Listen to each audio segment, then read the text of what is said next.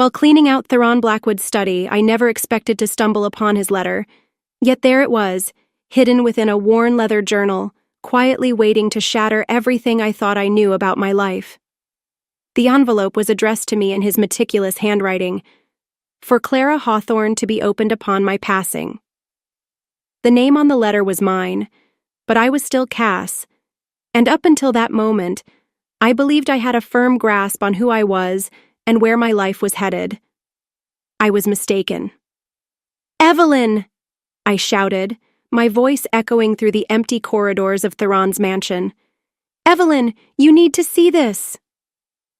The sound of footsteps creaking on the old floorboards signaled her approach. She appeared at the doorway, still in her nurse's scrubs from her overnight shift, dark circles under her eyes. "What is it, honey?" she asked.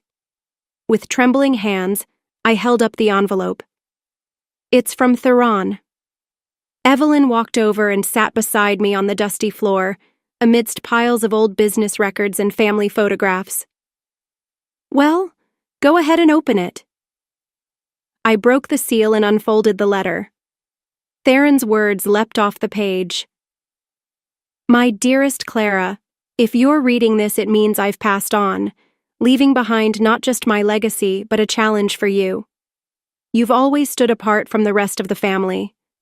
There's something about you that reminds me of myself when I was your age. Ambitious, driven, yet perhaps too eager to seek validation from others rather than from within. I've set aside a generous inheritance for you, but it won't be handed to you easily. To claim it, you must first prove your worth by accomplishing something extraordinary on your own terms. No favors, no family ties, just your determination and grit. You have 1 year from today to build something meaningful. What that looks like is up to you. The specifics of your inheritance will only be revealed once you've demonstrated you're ready for it. Remember, true wealth is not measured in money, but in the strength of one's character, with love and belief in your potential. Theron." Evelyn sighed softly, placing an arm around my shoulders. "That sounds just like him. Always testing, always pushing." "But what does he mean by something meaningful?" I asked, tracing his signature with my fingers. "And how will anyone know if I've succeeded?" "Theron never did anything without a plan," Evelyn said, picking up a framed photograph of him from a nearby box. "I'm sure he has someone watching, someone to evaluate." As I sat there, I couldn't help but think about my life. My modest online boutique barely scraping by, my engagement to Julian Sterling from the esteemed Sterling family, and the way everyone assumed I would just glide through life, carried by his family's wealth and connections. "Maybe that's why he did this," I said, realization dawning. "He knew about Julian's family, about Eleanor." Evelyn's expression hardened at the mention of my future mother-in-law. "That woman has made it clear she thinks you're not good enough for her precious son. Perhaps Theron wanted to give you a chance to prove her wrong, or prove something to myself," I murmured, standing up and walking to the window. The setting sun cast long shadows across Theron Blackwood's immaculate garden, where he taught me about patience and persistence while tending to his prized roses. My phone buzzed. A text from Julian. "Dinner at my parents' tonight, mother insists. Don't be late this time." I stared at the message, then back at the letter in my hand. For the first time, I felt the weight of Theron's words settling into my bones. This wasn't just about an inheritance, it was about choosing who I wanted to be. "I need to make some changes," I said, turning back to Evelyn. "Big ones." She nodded, understanding in her eyes. "Theron always said that sometimes you need to lose your way to find your path." I folded the letter carefully and slipped it into my pocket. Whatever Theron's challenge meant, whatever something meaningful I needed to build, I knew one thing for certain. Eleanor Sterling was about to meet a very different Clara Hawthorne. The Sterling mansion always made me feel like I was walking into a museum. Everything perfectly placed, untouchable, and cold. Tonight was no different, except I had Theron's letter burning a hole in my purse, giving me an odd sense of courage as I rang the doorbell. Eleanor opened the door herself, perfectly coiffed as always. "Clara, dear, you're actually on time for once." I bit back a retort, forcing a smile. Good evening, Eleanor. The dining room was a study in old money, crystal chandeliers, antique silverware, and enough tension to crack the fine china. Julian squeezed my hand under the table as Arthur, his father, cleared his throat. So, Clara, Eleanor began, delicately cutting into her salmon. I heard your little online shop is still operating. The way she said operating made it sound like a terminal illness. I straightened my spine, remembering Theron's words about proving myself. Actually, I'm expanding, I replied. I've been working on a new business plan. Oh, darling, Eleanor interrupted, sharing a knowing look with Arthur. Wouldn't it be better to focus on the wedding plans? After all, once you're married to Julian, you won't need to worry about such things. Julian shifted uncomfortably beside me but said nothing. Typical. I think it's important to have my own goals, I said firmly.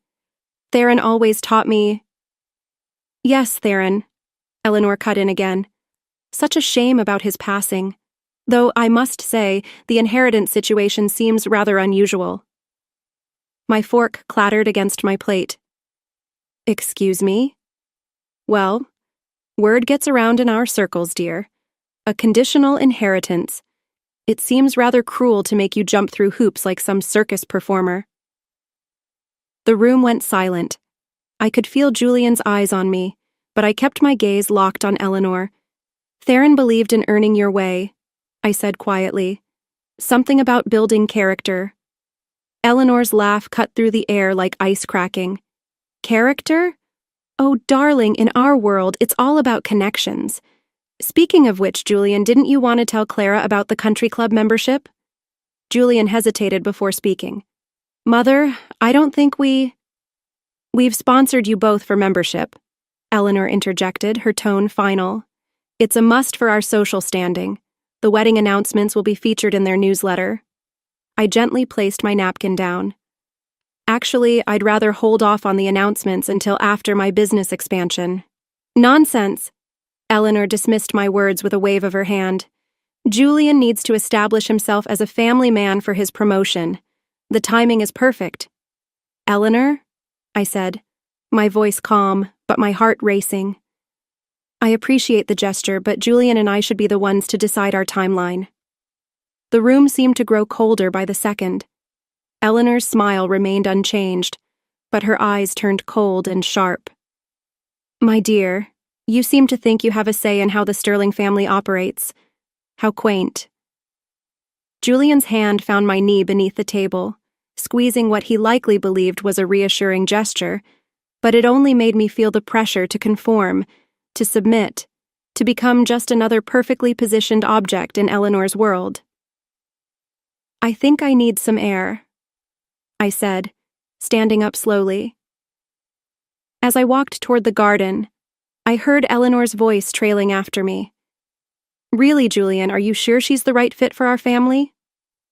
In the garden, I pulled out Theron's letter, reading it again in the moonlight. The words, your own terms, stood out, and suddenly, I understood why he had set this challenge. Julian found me there, his footsteps slow on the gravel path. Cass, you know how Mother is. She means well. I turned to face him, really seeing him for the first time, the golden boy who had never fought for anything in his life. Does she, Julian? Does she really? He ran a hand through his hair, looking lost. Just give it time. Things will calm down once we're married. But as I stood there, watching him, unable to defend me, unable to stand up to his mother, I realized something that sent a chill through me. Things wouldn't calm down. They would only get worse. Theron's challenge wasn't just about proving myself to others, it was about proving to myself that I deserved more than this. The email from Marcus Thorne arrived just as I was trying to salvage what was left of my morning. 3 potential investors had already backed out of meetings with my boutique, all citing scheduling conflicts. Right. Interesting timing, I muttered, clicking open the message. Marcus was a legend in the fashion industry, known for turning small brands into empire-level successes. Why would he be reaching out to me? I've been watching your work, his email read. Coffee today at 2? I was about to reply when my phone buzzed with a text from one of my suppliers. Sorry, but we have to terminate our contract. Nothing personal. Nothing personal, right? Just like the investors' sudden scheduling conflicts weren't personal, just like Eleanor's smug smile at last week's charity luncheon wasn't personal. I dialed Julian's number, my hands shaking. Straight to voicemail again. Meeting Marcus Thorne. I typed back to the email. Send me the address. The cafe Marcus chose was nothing like I expected. No pretension, just a cozy corner spot with mismatched chairs and the smell of fresh coffee.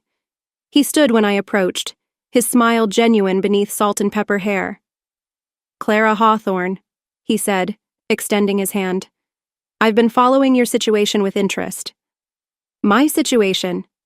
He gestured for me to sit. Small businesses don't usually lose 3 investors and a major supplier in 1 week without reason, especially not promising ones like yours. How did you— Eleanor Sterling has a lot of influence, he said simply, but she's not the only one with connections. My coffee cup rattled against its saucer. You know Eleanor? I know how she operates. She's trying to squeeze you out, make you dependent on her son's family money. He leaned forward. Question is, what are you going to do about it? Before I could answer, my phone lit up with Julian's face. Finally. Sorry, I need to take this, I said, stepping outside. Julian, Cass, where are you? Mother's been trying to reach you about the wedding planner. Julian, my suppliers just dropped me, all of them. Did you know anything about this? A pause. Mother might have mentioned something about protecting the family's interests. The world tilted sideways. Family interests? What about my interests, Julian? My business? Look, maybe Mother's right. The boutique was just a hobby anyway, wasn't it? Once we're married? A hobby?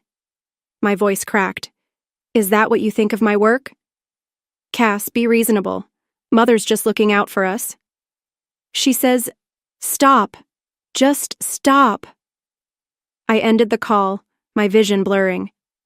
When I returned to the table, Marcus was studying me with knowing eyes. Tough call. Eleanor's been blacklisting my business, I said, the words bitter in my mouth. And my fiancé. He's choosing her side. Marcus nodded slowly. You know, I knew Theron Blackwood. That stopped me cold. What? Smart man. Taught me a lot about business and about recognizing potential. He pulled out a folder. I have a proposition for you. A partnership that would put your boutique on the map, completely independent of the Sterling influence. My hands trembled as I opened the folder. The terms were better than I'd ever dreamed possible. Why? I asked. Why help me? Because talent deserves a chance, he said. And because watching Eleanor Sterling's face when your brand succeeds on its own will be satisfying. My phone buzzed again. Eleanor's number this time. I silenced it, thinking of Theron's letter, of his challenge to prove myself. There's one condition, Marcus added. You can't tell anyone about our partnership. Not yet. Let them think you're failing. Let them get comfortable in their victory. Then we'll show them what you're really capable of. I thought about Eleanor's smug smile, about Julian's weakness, about all the times I'd swallowed my pride to keep the peace. When do we start? I asked, reaching for the pen. Marcus's smile was sharp. We already have. Check your email tonight. You'll find some interesting information about who's really been sabotaging your business. Sometimes the best revenge isn't just success, it's having proof. As I signed the contract, something inside me shifted. This was no longer just about proving myself. It was about justice. And I was only just beginning. The invitation to New York Fashion Week's Emerging Designer Showcase sat on my desk, a ticking time bomb. Marcus had pulled strings I hadn't even known existed, creating an opportunity that could catapult my brand to new heights. The only problem? It coincided with Julian's family's annual charity gala. My phone buzzed with a message from Julian. Mother's furious, says you're embarrassing the family by skipping the gala. Please don't make this difficult. I was still staring at his text when Marcus entered my studio, his face serious. You need to see this. He handed me his tablet, which displayed an open society blog. There, in high-definition detail, was a photo of Eleanor dining with Dashiell Thorne, my biggest competitor, the same Dashiell Thorne who had suddenly started carrying designs eerily similar to my upcoming collection. That's not all, Marcus said, scrolling down. Look who else was at that lunch. My heart froze.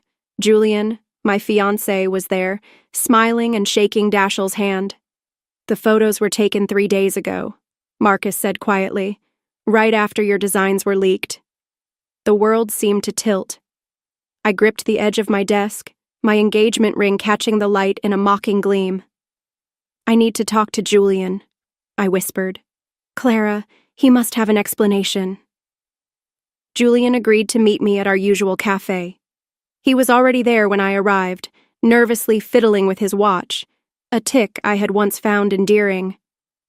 Mother says you're being unreasonable about the gala, he said before I could speak. It's tradition, Cass, the whole family. I slid Marcus's tablet across the table. Julian's face went pale. Want to explain this? It's not what you think, he stammered. Mother suggested I network with Dashiell. He's very successful. And the leaked designs? Was that networking too? His silence was deafening. Did you know? I pressed. Did you know what they were planning? Mother said it was for your own good, he finally mumbled. That you needed to focus on being in Sterling, not chasing pipe dreams. Something inside me shattered. Pipe dreams? Is that what you think of my work? Be realistic, Cass. What's more important, some fashion show or our future? They're the same thing. I stood up so quickly, my chair scraped against the floor. At least they should be. You're being dramatic. No, I'm being betrayed. By my fiancé, by the man who's supposed to be my partner. Julian reached for my hand. We can fix this. Just apologize to Mother, attend the gala. I yanked my hand away. And what about my show? My designs that your mother helped steal? They're just clothes, Cass. Just clothes? The words. That's all it took to make everything crystallize. My phone buzzed, Marcus sending the final confirmation for New York. I needed to decide now. The showcase or the gala? My dreams or Julian's family? My future or their version of it? I have to go, I said, gathering my things. I have a meeting about those just clothes, Cass. Wait. But I was already walking away, my mind racing with possibilities. Eleanor thought she'd backed me into a corner, but she'd forgotten something crucial. Cornered animals fight back. Back at the studio, Marcus was waiting. Well, how much time do we have to create a new collection? He raised an eyebrow. 3 weeks until New York. It's impossible. I thought about Theron's letter, about proving my worth, about Julian's betrayal, and Eleanor's smug certainty that I'd fall in line. Nothing's impossible, I said, pulling out my sketchbook. And I want to make damn sure that when Eleanor sees these designs on the runway, she knows exactly what she tried to steal. Marcus's slow smile was all the answer I needed. I'll make some calls, but Clara, this isn't just about proving yourself anymore. This is war. I looked down at my engagement ring, then slowly slipped it off. No, this is justice, and I'm just getting started. The engagement party at the Sterling mansion felt like a carefully orchestrated trap. Every crystal glass, every perfectly arranged flower screamed Eleanor's influence. I stood in the corner, watching Julian work the room, wondering how I'd let things get this far. Darling, there you are. Eleanor's voice cut through my thoughts. She gripped my arm, steering me toward a group of society women. Ladies, this is Julian's FEA. The pause before fiancé was deliberate, just like everything else Eleanor did. We heard about your little fashion venture, one woman said, pearl necklace gleaming. Such a shame about the copy designs. My champagne glass froze halfway to my lips. Excuse me? Oh, didn't you know? Eleanor's smile was razor sharp. Dashiell Thorne's new collection is causing quite a stir. Some say it's remarkably similar to certain amateur sketches. The room suddenly felt too small. I searched for Julian, finding him deep in conversation with Dashiell Thorne himself. They were laughing. If you'll excuse me, I managed, but Eleanor's grip tightened. Actually, I have an announcement to make. She clinked her glass, drawing everyone's attention. Julian and Clara have agreed to move up the wedding, next month in fact. The room erupted in polite applause. I stood there, stunned. We hadn't agreed to anything. Mother, Julian appeared beside us. We haven't. Nonsense, darling. The arrangements are all made. The country club is perfect in spring, and this way Clara can focus on being a proper sterling wife instead of these distractions. The word hung in the air like poison. I felt dozens of eyes on me waiting for my reaction. This was Eleanor's power play, back down or cause a scene. Actually, I heard myself say, I have an announcement too. Eleanor's smile flickered. Julian touched my arm. Cass, don't. My new collection will be debuting at New York Fashion Week. The words fell like bombs in the silent room. The one Dashiell Thorne didn't manage to steal. Gasps rippled through the crowd. Eleanor's face hardened. How dare you accuse? I have proof. I pulled out my phone, bringing up the photos Marcus had gathered. Interesting lunch meeting you all had last week. Did you really think no one would notice? This is hardly the time or place, Eleanor hissed. You're right. The time was before you tried to destroy my business. The place was anywhere but here, where you planned to announce my wedding date without even asking me. Julian stepped forward. Clara, you're embarrassing yourself. No, Julian. For once, I'm standing up for myself. I slipped off my engagement ring. I won't let your mother dictate my life or steal my dreams. Eleanor's laugh was cold. Dreams? You think a few dresses make you special? Without the sterling name, you're nothing. That's where you're wrong. I held up Theron's letter. I'm a Hawthorne, and we build our own legacy. The room was dead silent as I walked toward the door. Julian called after me. Cass, wait! We can fix this. I turned back one last time. There's nothing to fix, Julian. Your mother wanted me to choose between my dreams and your family, so I'm choosing. You'll regret this, Eleanor called out. I'll make sure you never work in this industry again. I smiled, thinking of the collection hidden in my studio, of Marcus's connections, of Theron's words about proving my worth. No, Eleanor. You'll regret underestimating me. The night air outside felt like freedom, a breath of fresh air after being suffocated by the mansion's walls. My phone buzzed. Marcus's message. Buyers confirmed for the show. Ready to make history? I glanced back one last time at the mansion, at the life I once thought I wanted, at the cage Eleanor had tried to trap me in. Then I typed back, time to show them what a Hawthorne can do. As I drove away, a realization hit me. Revenge wasn't about destroying Eleanor. It was about becoming everything she had said I couldn't be. And this was just the beginning. The real battle would be fought in New York. And this time, I had nothing left to lose. The annual charity gala buzzed with whispers as I walked in. 3 months of sleepless nights, relentless work, and Marcus's expert guidance had transformed my small boutique into a rising force. Tonight was supposed to be my moment, my triumph, my first major donation as a successful businesswoman. But Eleanor was already in her element near the stage, Dashiell Thorne by her side. Clara Hawthorne, she announced loudly as I passed, her voice dripping with condescension. How brave of you to show up considering the circumstances. I kept walking, but her voice followed me. Did you hear about the plagiarism accusations? Apparently she stole designs from poor Dashiell here. Marcus appeared at my side, calm and collected. Remember the plan? Let her talk. She's turning everything around. I whispered, barely keeping my composure.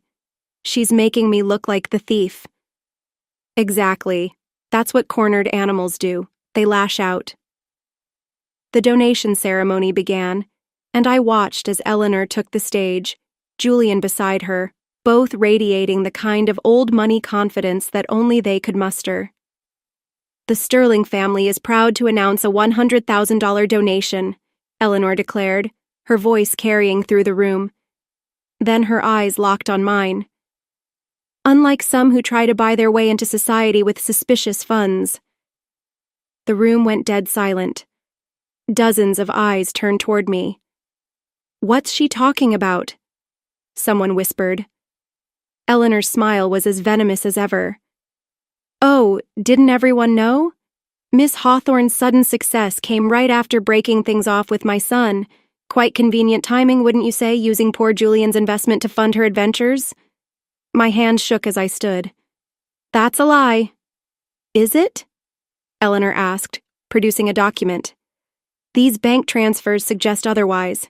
Marcus grabbed my arm, urgency in his voice. Don't. But I was already walking toward the stage. Julian refused to meet my eyes as I passed him. Those transfers, I said, my voice steady but loud enough for the entire room to hear, were reversed by your son after he and your husband tried to sabotage my business. Gasps rippled through the crowd. Eleanor's smile never wavered. Such accusations. But then we expected this sort of common behavior. After all, what else could we expect from someone who... Who what? I pulled out Theron's letter. Someone who earned their success instead of marrying into it. Eleanor's eyes narrowed. Security, please remove... No. I turned to face the crowd. You all want to know where my money came from? Here's the truth. I unfolded the letter, but before I could read it, Julian stepped forward. Cass, don't do this. Why not? Afraid everyone will learn how your family operates? No. His voice was quiet. Afraid they'll learn how you operate. Show them the rest of the letter, Cass. The part about the conditions. My blood ran cold. What? Eleanor's smile widened. Oh, yes. Do share about how your grandfather's inheritance required you to marry into a prominent family. How you used my son to fulfill those conditions. The letter trembled in my hands. That's not the full letter. Miss Hawthorne, Eleanor produced another document, which my private investigator so helpfully obtained from your grandfather's lawyer. The room spun as I read the second page, the page I'd never seen. Theron's words burned into my brain. Marriage into a family of suitable standing will prove you understand the value of strategic alliances. No, I whispered. Yes, Eleanor purred. You played the game just as calculated as anyone. The only difference is... you lost. I looked at Marcus, saw the shock on his face. All our plans, all our work. The donation committee, Eleanor announced, might want to reconsider accepting funds from someone who built their success on manipulation and lies. The whispers grew louder. I watched as everything I'd built began crumbling around me. Cass, Marcus murmured, we need to go. But I stood frozen, watching Julian avoid my gaze, seeing Eleanor's triumph, feeling Theron's legacy twist into something ugly and false. As security approached, I realized the true depth of Eleanor's revenge. She hadn't just attacked my business or my reputation, she destroyed the one thing I thought I could trust. Theron's faith in me. The worst part, I didn't know anymore if she was wrong about me after all. I found Julian waiting outside my apartment, leaning against his car in the rain. 3 days had passed since the gala, and my phone hadn't stopped ringing with cancellations from buyers and suppliers. You shouldn't be here, I said, fumbling with my keys. Mother went too far. His voice was quiet. I came to fix things. I laughed, the sound hollow even to my own ears. Fix things? Like you fixed them when she stole my designs? Or when she destroyed my reputation?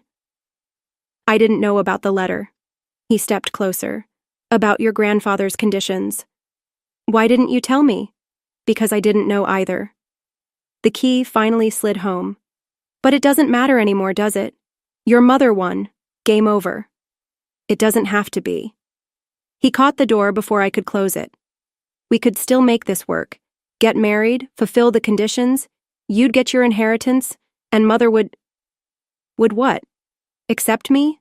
Stop trying to destroy everything I've built? She's just protecting the family name. The words landed like a slap. I stepped back, really seeing him for the first time. The man I thought I loved. The man who'd never once chosen me over his mother's expectations. You still don't get it, do you? I whispered, my voice barely steady. This was never about the money or the inheritance. It was about proving I could succeed on my own terms. But you don't have to, Julian protested. Why can't you just what? Be the perfect sterling wife, give up your dreams, and become another trophy in your mother's collection? His silence was the answer I already knew. Get out, Julian, I said, my voice quiet but firm. Get out. I started tossing his things into boxes, his expensive watch, which had been left on my dresser, designer clothes that had slowly crept into my closet, photos of us at charity events where I had tried so desperately to fit in. What are you doing? He demanded, grabbing my arm. I pulled away forcefully. Exactly what I should have done months ago, choosing myself. You're being dramatic, he shot back. No, I said, my voice sharp. I'm being honest. Finally. I shoved a box into his chest. Your mother didn't just try to destroy my business, Julian. She tried to destroy who I am, and you let her. I stayed silent, tried to protect you, watched her tear me apart. My voice cracked. That's not protection. That's cowardice. The word hung in the air between us like a blade.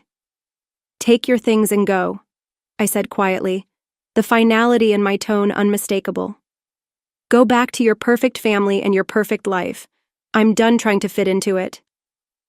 This is crazy. You're throwing away everything, he exclaimed, his voice desperate. No, I replied, pulling out my phone and showing him the email I'd received that morning. I'm choosing everything. I let him read the message. Marcus just confirmed. 3 major retailers want to carry my designs. The real ones, not the copies your mother helped steal. His face went pale. But the scandal? Actually helped, I said, a smile tugging at the corners of my mouth. Turns out, people love an underdog story, especially when there's proof of corporate theft. You wouldn't dare. I met his eyes. Your mother taught me well, Julian. Sometimes you have to be willing to burn it all down to build something better. He stared at me like he was seeing a stranger. Maybe he was. Mother was right about you, he said finally. You never belonged in our world. No, I smiled, feeling lighter than I had in months. I belonged in something better. I just forgot that for a while. After he left, I sat in my empty apartment, looking at the chaos of boxes and memories. My phone buzzed, a text from Marcus. Ready to show them what real success looks like? I thought about Theron's letter, about Eleanor's smug certainty, about Julian's weakness. Then, I thought about my mother's strength, Marcus's faith in me, and my own forgotten dreams. Time to write my own story, I texted back. Because sometimes the best revenge isn't about destroying your enemies, it's about becoming exactly who they said you couldn't be. And I was just getting started. 1 year to the day after finding Theron Blackwood's letter, I stood in his study again. The room felt different now, lighter somehow, as if the weight of expectations had finally lifted. Ready? Evelyn asked, holding up an envelope from Theron's lawyer. The past 6 months had been a whirlwind. My collection had launched at Fashion Week, earning critical acclaim and major retail contracts. Meanwhile, the Sterling Empire had stumbled after evidence of their design theft went public. Julian had resigned in disgrace and Eleanor's social standing had crumbled. I hadn't planned any of it. Sometimes karma writes better revenge stories than we ever could. Open it, Marcus urged, from a spot by the window. He'd become more than a mentor. He was family now. The letter inside wasn't what I expected. My dearest Clara, it read, if you're reading this, you've completed your challenge, though perhaps not in the way I originally intended. The marriage clause was never meant to be revealed. It was Eleanor Sterling who added that page, using her connections to alter my wishes after my death. But you found your own path anyway, just as I knew you would. Your inheritance isn't just money, Clara. It's the truth about your strength. Sometimes we need to lose everything to discover what we're truly worth. The Hawthorne fortune is yours, but you've already claimed something far more valuable, your independence. With pride thereon. I looked up at Evelyn, who was smiling through tears. He knew, she said softly. He knew Eleanor would try to manipulate the situation. That's why he left the original letter with me. She pulled out another envelope, weathered and sealed. Inside was the real second page. No marriage clause, just a simple message. Trust yourself. Why didn't you tell me? I asked. Because you needed to choose your path without knowing, just like I did when I left your father. The parallel hit me hard. Mom had walked away from wealth and security too, choosing independence over a gilded cage. Marcus cleared his throat. Speaking of choices, there's something else you should know. He handed me a newspaper. This is running tomorrow. The headline made my breath catch. Sterling Corp. CEO steps down amid scandal. Eleanor Sterling admits to years of corporate espionage. She confessed? I whispered. Not out of guilt, Marcus said. Julian threatened to expose everything if she didn't step down. Apparently, he finally found his spine, too. Too late, I murmured, but without bitterness. That chapter was closed. My phone buzzed. Another message from Julian. You were right about everything. I'm sorry it took me so long to see it. I didn't reply. Some answers are better left unspoken. So, what now? Evelyn asked, her gaze fixed on me with a mix of curiosity and concern. I walked over to Theron's desk, my fingers brushing the worn wood where he'd once built his empire. Now, I build something new, something that's purely mine. Already ahead of you, Marcus grinned, pulling out another folder. 3 international retailers want exclusive collections. And that fashion institute you mentioned? The board loves the idea of sponsoring scholarships for young designers. I smiled, thinking of all the other dreamers like me fighting for their chance. You know, Evelyn said, breaking my thoughts. Your grandfather always said success wasn't about proving others wrong. It was about proving yourself right. He was right about that, too. I picked up Theron's old nameplate, holding it for a moment before setting it down again. But sometimes proving yourself right means walking away from what others think you should want. Marcus raised an eyebrow. Even with the inheritance? Especially with it, I replied. Money's just a tool. The real inheritance was learning to trust myself. As we left the study, I took one last look around. The room no longer felt like a museum of expectations. It was just a room where one story had ended and another had begun. My phone buzzed again, Eleanor's number. Without a second thought, I declined the call. Some people never change, but that's their burden to bear, not mine. I had my own legacy to build now, and it had nothing to do with revenge or proving my worth to anyone else. It was simply about being true to myself, and sometimes that's the greatest victory of all.